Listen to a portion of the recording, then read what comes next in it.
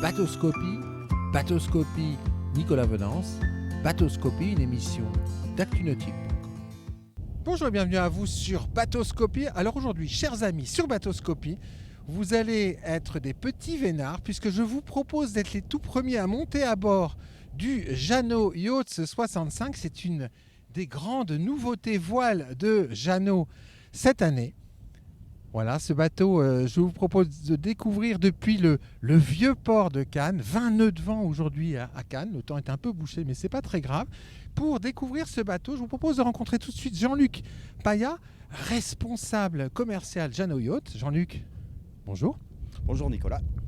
Un peu de vent aujourd'hui, Jean-Luc, pour ce bateauscopie, mais finalement, c'est pas plus mal pour un voilier. C'est juste parfait. Il y a juste des conditions. Il manque peut-être le soleil, mais le vent, c'est parfait. Le vent, c'est parfait. Alors, ce Jeannot Yachts 65, c'est une des grandes nouveautés dans le domaine des voiliers de luxe cette année dans le monde. Ce bateau, il est stratégique parce qu'il remplace un modèle mythique chez Jeannot. Effectivement, le bateau remplace le Jeannot 64, le Jeannot Yacht 64, qui a été produit à 77 exemplaires. Et donc, il fallait reprendre le flambeau. Et le 65, vous allez le voir, le fait parfaitement, je pense. C'est dingue, 77 exemplaires d'un voilier 64 pieds. Oui, effectivement, c'est l'héritage des Jeannots, des grands bateaux, l'héritage des bateaux précédents, et puis toujours notre volonté d'aller plus loin, plus haut, plus grand. On va se reculer, Jean-Luc, pour avoir une vue globale sur le bateau. Voilà, pour permettre à nos amis derrière l'écran de le voir.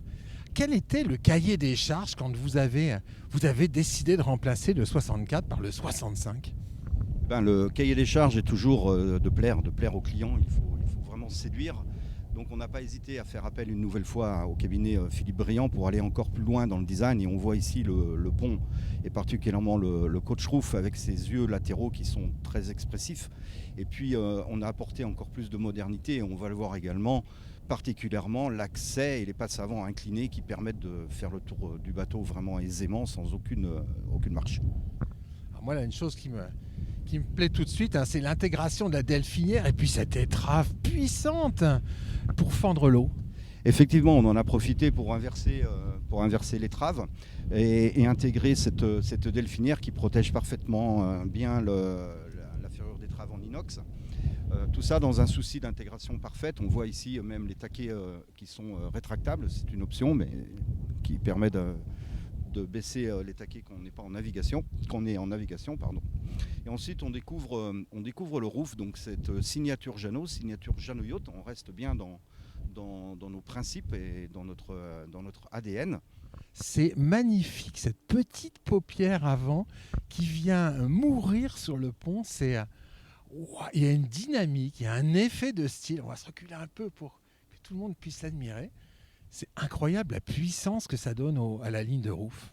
Tout à fait, on a voulu conserver cet aspect vraiment puissant mais également très stylé qui est encore une fois l'essence de nos grands bateaux. Il faut toujours aller plus loin et vraiment on apporte beaucoup de soins, d'attention et de temps à étudier toutes ces choses-là avec les cabinets des architectes et des designers. On voit le bateau ici qui est présenté avec un capotage eu égard aux conditions météorologiques du jour. J'aime bien la dynamique de l'avant de ce capotage parce que c'est vraiment très penché, c'est très sportif. Alors non seulement le dynamisme est intéressant, mais il faut le voir en navigation et effectivement ça donne une vue de l'intérieur malgré cette capote qui peut paraître imposante mais qui à l'inverse donne une protection absolue quand on est dans le cockpit et qui permet de voir parfaitement bien à travers grâce à des lexans d'une très forte épaisseur et on est quasi comme avec un pare-brise en verre. Alors on devine aussi un cockpit parfaitement protégé, mais ça on va le détailler un peu plus tard. On va se diriger vers la poupe. Alors là, quand on regarde ce bateau, son mètre beau est impressionnant. Deux chiffres, longueur et mètre beau de ce Jeannot Yacht 65. Voilà, alors le bateau c'est vraiment un 65 pieds, donc c'est 65 pieds avec la delphinière même un peu plus, et il fait 5,50 m pour revenir en mètres en largeur. Donc là on est allé de l'avant à l'arrière, effectivement ça fait une petite distance déjà. Ça fait une petite distance et on découvre à la poupe ce magnifique beach club, parce qu'on ne peut pas l'appeler autrement. qui dévoile un grand garage à annexe. Elle fait quelle taille l'annexe avec ce 15 chevaux Honda?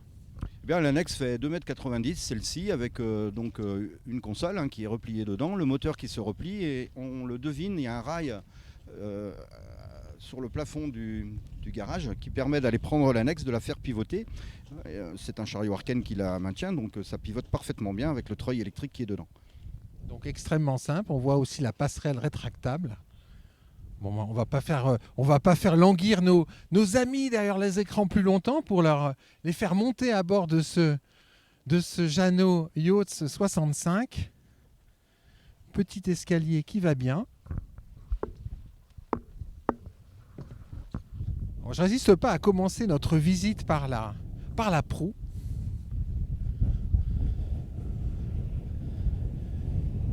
Il est impressionnant ce pont avant. Hein. Oui, le pont est très très large et très plat, c'est aussi ce que l'on veut. On veut pouvoir circuler à la fois quand on est en manœuvre, quand on est en navigation, mais aussi quand on est au ponton et quand on est au mouillage, avoir une vraie plage de bain très très large et confortable. On va regarder les coffres avant, bail à mouillage.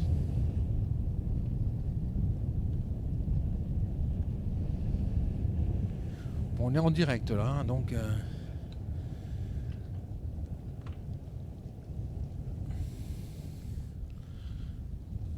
ah ouais, c'est profond, il y a de quoi faire, il y a tout ce qu'il faut comme place. Hein. Oui, tout à fait. Le mouillage est quelque chose de très important. On est sur un grand yacht, on n'a pas parlé, mais le déplacement est plus de 30 tonnes. Donc il faut pouvoir tenir tout ça quand on est au mouillage en toute sécurité. On y tient beaucoup. Ici, il y a 100 mètres de chaîne en diamètre. 100 mètres de chaîne. Ouais, il y a déjà 500 kilos ici de mouillage. Donc c'est déjà assez impressionnant. Il faut que ça tienne, il faut que ce soit le plus bas possible. Il faut que ça puisse se vider tout seul. Donc on a tenu compte de tout ça. Et puis quand c'est sale, il faut nettoyer. Donc on a prévu ici tout ce qu'il faut pour amener l'eau de mer ou l'eau douce pour nettoyer la chaîne, l'ancre et le poste de mouillage à l'avant. On va maintenant aller vers la proue pour découvrir le cockpit. Petit détail hein, sur ces taquets rétractables. Montrez à nos amis comment ça fonctionne parce que c'est magnifique. Ça, voilà, quand c'est rangé comme ça, il n'y a plus aucun risque de prendre une écoute ou un bout qui pourrait passer par là. Donc c'est très, encore une fois, pour la sécurité, c'est juste parfait. Alors, gagnons maintenant la poupe.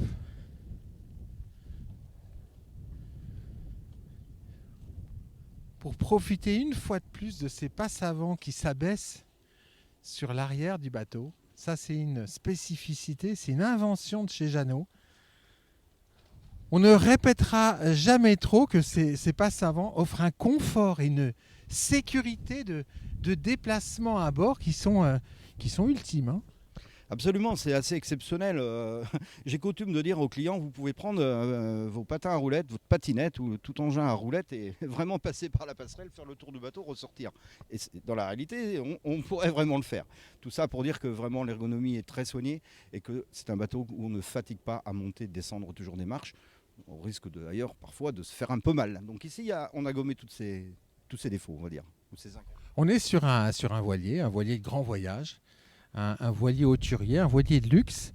On va commencer par parler des postes de bar et des commandes, de la façon dont vous avez organisé ces postes de bar. On va parler également du gréement et puis des appendices. Alors, parlez-nous tout d'abord des 2 postes de bar.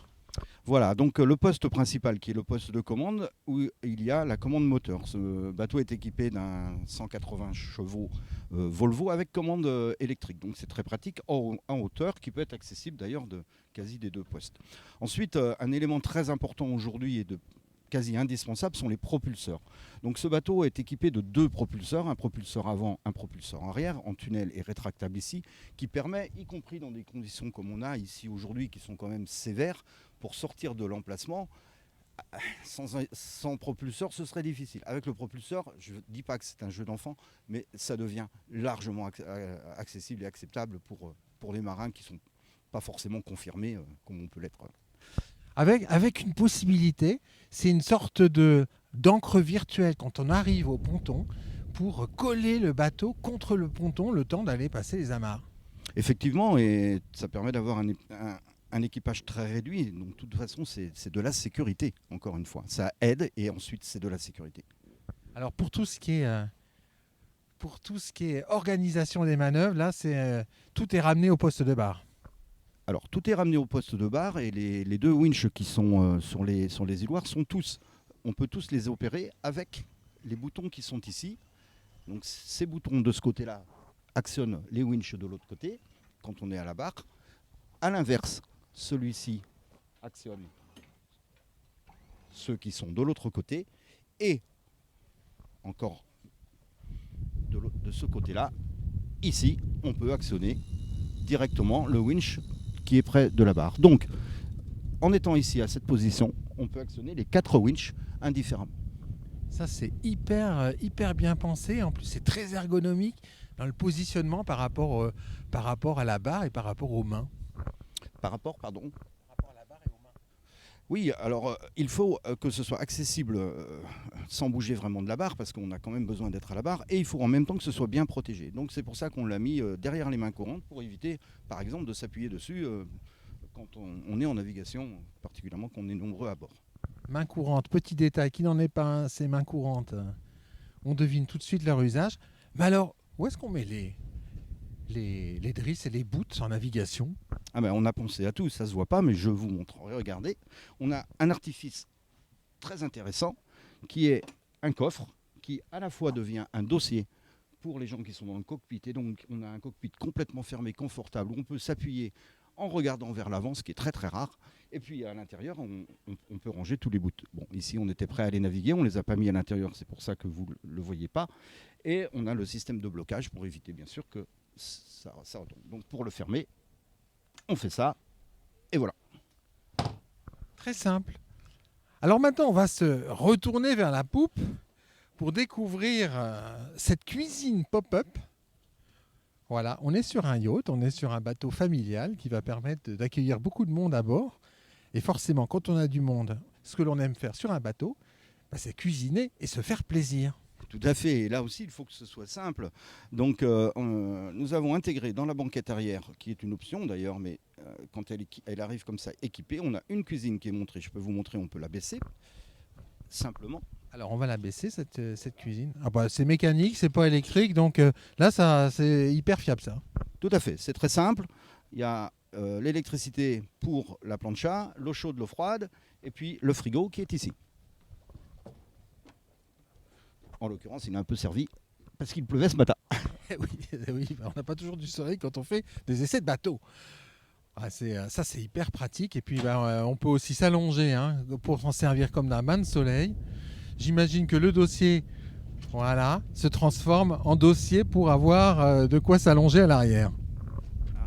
Voilà, tout à fait. 3 positions. Position complètement relevée pour accéder au garage ou à la passerelle. Position intermédiaire pour avoir un dossier. Et puis position tout à plat pour profiter du bain de soleil. Les coussins ici ne sont pas là. Pour profiter pleinement du bain de soleil. Alors maintenant, on va parler gréement, on va parler mature et on va parler appendice. Alors, parlez-nous tout d'abord des gréements que vous proposez sur ce bateau.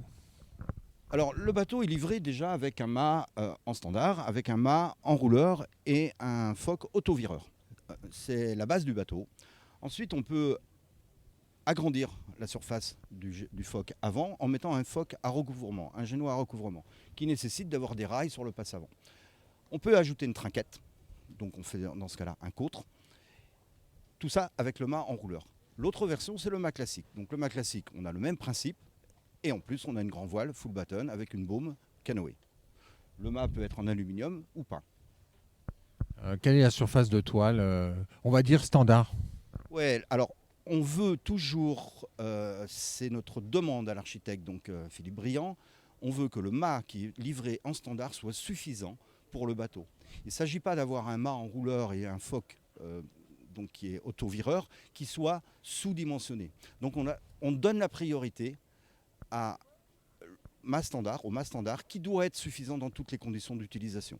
Ensuite, on sait que tout ce qu'on va ajouter comme surface, donc un mât classique par exemple, fera qu'on va réduire beaucoup plus tôt, à partir de 12-15 nœuds de vent par exemple.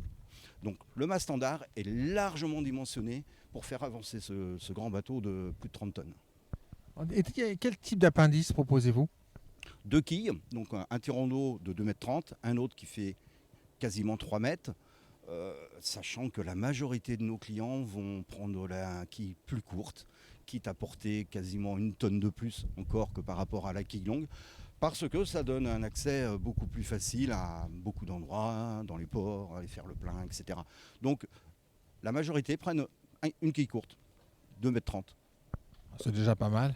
Alors devant nous, un magnifique lieu de vie, c'est ce cockpit parfaitement protégé par ce T-top avec toit ouvrant. Ce qui permet d'ailleurs de contrôler sa grand voile en navigation. Le toit ouvrant est électrique. On va pouvoir le refermer et l'ouvrir aisément. Et alors là, cette surface disponible et parfaitement protégée est immense en fait. Exactement. Je pense qu'il n'y a pas sur le marché aujourd'hui un bateau, il faudrait atteindre des tailles vraiment, vraiment grandes, et encore j'en vois peu, pour offrir une surface de cockpit, d'assises, de matelas aussi grande. Je pense que là, ce bateau est unique pour ça, effectivement. Alors on peut s'allonger dans le sens de la marche ou au contraire vers la poupe.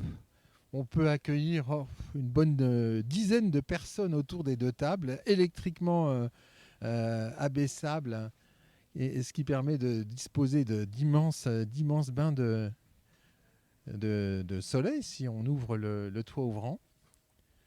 C'est très, très épuré en fait comme design. J'aime beaucoup le textile que vous avez retenu pour tous ces coussinages.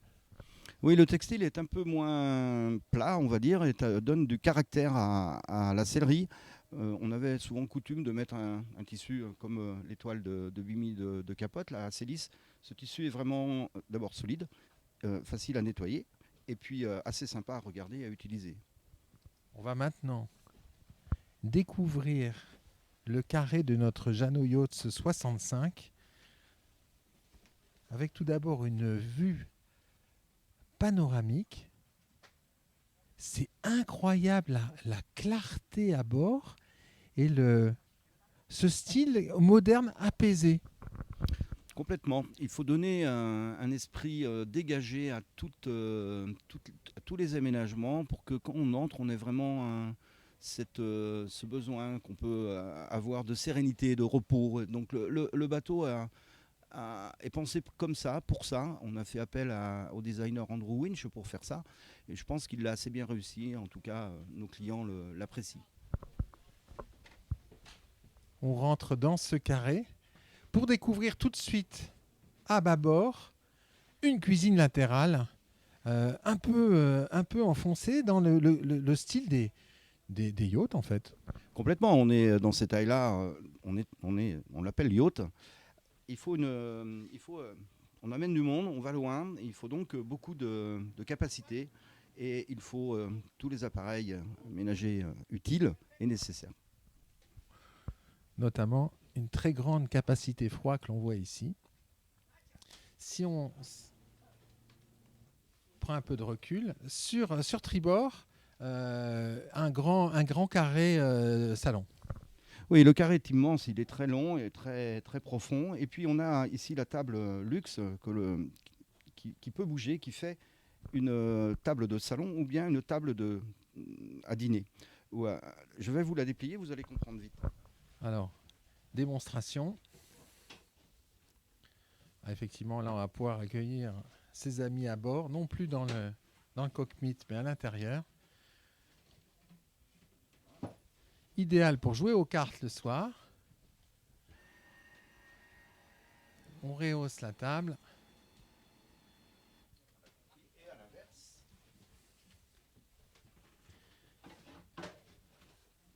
Et à l'inverse, on va là. On va maintenant la décaler.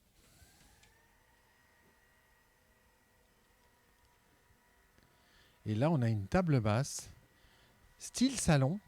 C'est incroyable, ça. C'est totalement en fait personnalisable selon le moment de la journée. Absolument. Ici, on est pour recevoir les amis. Et puis, quand les amis restent et qu'il faut dîner, on monte à table et on l'étend. Alors, on pourra accueillir sur ce très confortable canapé bâbord beaucoup d'amis également. Alors, quel type d'aménagement proposez-vous en termes de cabine sur ce bateau ? Le bateau a deux aménagements principaux qui sont des versions propriétaires avant ou bien arrière. Donc, dans le cas de celui-ci, la cabine propriétaire est à l'arrière et on peut avoir la même chose dans la cabine, dans l'espace des deux cabines avant, créer une cabine propriétaire. Donc, généralement, ce sont des bateaux avec une cabine propriétaire, vous l'avez compris, à l'avant ou à l'arrière, plus deux cabines invitées. Dans cette version-là, elles sont complètement symétriques. Et si vous regardez à l'avant, on peut voir la porte qui mène à l'avant à la cabine skipper. On peut aller voir. On va découvrir cette cabine. Très belle hauteur sous barreau, beaucoup d'espace, toujours cette clarté des rangements.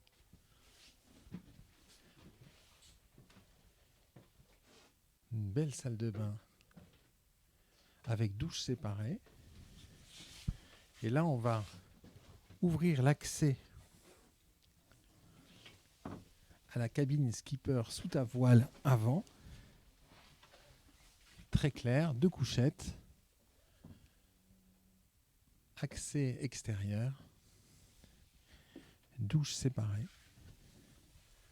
Alors maintenant, on va regagner la poupe en passant tout d'abord à tribord par une cabine disposant de deux couchettes superposées.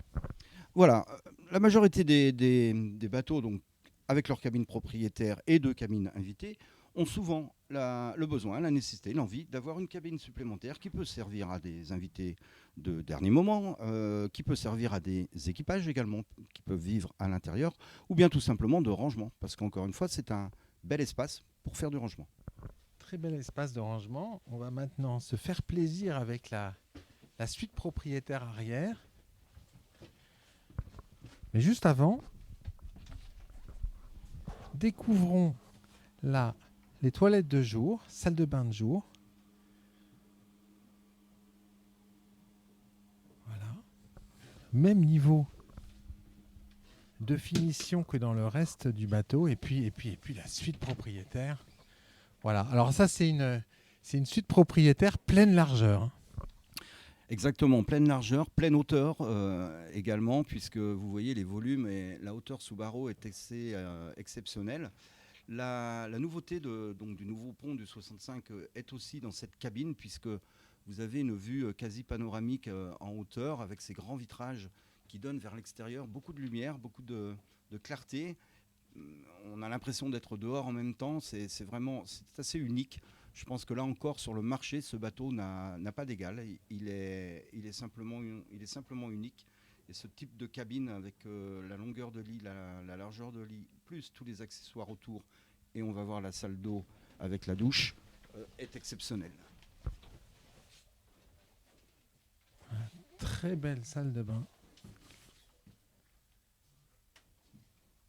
Et là aussi, on a beaucoup d'espace, notamment en hauteur. Beaucoup de clarté.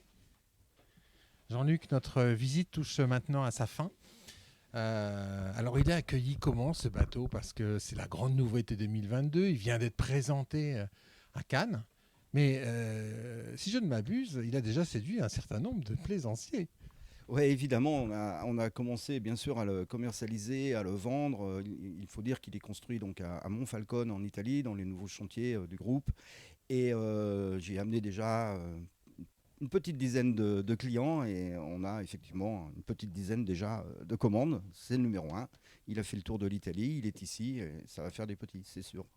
Ça va faire des petits. En conclusion, quel est le prix de ce bateau ? Alors le bateau est à 1,6 million TTC de base et puis en fonction des équipements, celui-ci est assez équipé, il passe les 2 millions, 2 millions, 2 millions 2. Merci beaucoup Jean-Luc. Merci Nicolas. Et puis moi je vais vous quitter avec un panoramique sur cette suite propriétaire arrière de ce Jeannot Yachts 65. Une suite pleine largeur. Voilà. J'espère que vous avez pris autant de plaisir que j'en ai eu à découvrir ce bateau. N'hésitez pas à vous abonner à notre chaîne YouTube. Voilà. Vous venez de passer le cap des 20 000 abonnés. Merci à vous tous. Et à très bientôt sur Bateauscopie.